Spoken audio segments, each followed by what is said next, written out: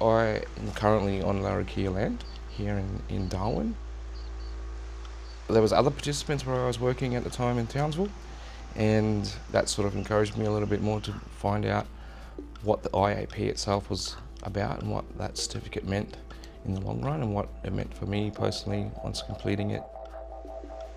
There wasn't a placement offered where I wanted, which was home, but it didn't stop me.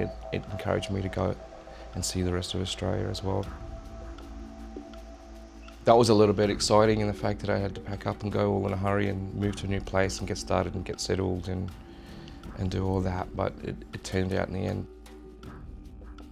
This is a great opportunity. From the very start, we were all put together as a group of participants. The generation of people, I call them kids because they're the ones that I work with, are young enough to be my own.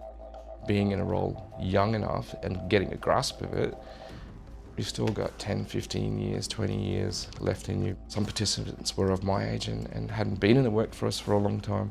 And it's good to see older people at that level too, wanting to get something later in life after they've looked after their kids and everything else like that and done everything possible. Now it's their time. I appreciate seeing somebody learn from me and taking bits from me that when they go away and I leave them alone, that they're actually doing that bits and pieces like that and making it their own. So taking bits and pieces from everybody, and I think that's the best way of learning, because then you develop it to make it your own business. You know, you do put your own approach on it.